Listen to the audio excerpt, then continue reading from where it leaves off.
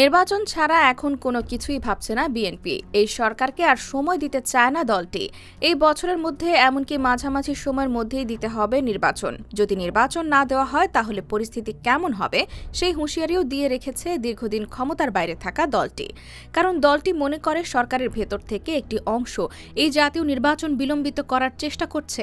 তাই আগে ভাগে নির্বাচনের ক্ষেত্র প্রস্তুত করতে মাঠের কর্মসূচিতে নামার চিন্তা করছেন বিএনপির নীতি নির্ধারকেরা। সংশ্লিষ্ট সূত্রে জানা গেছে, গেল সোমবার সন্ধ্যায় অনুষ্ঠিত বিএনপির নীতি নির্ধারণী পর্ষদ জাতীয় স্থায়ী কমিটির বৈঠকে এ বিষয়ে দীর্ঘ আলোচনা হয়েছে।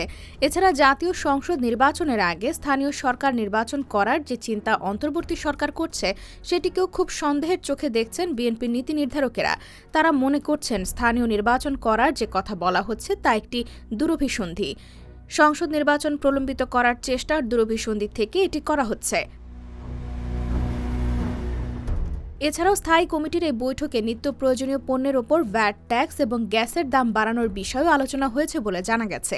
এই কমিটি মনে করে এতে জীবনযাত্রার খরচ বাড়বে, মানুষ এমনিতেই কষ্টে আছে, এই সিদ্ধান্ত আরও দুর্ভোগে ফেলবে তাদের।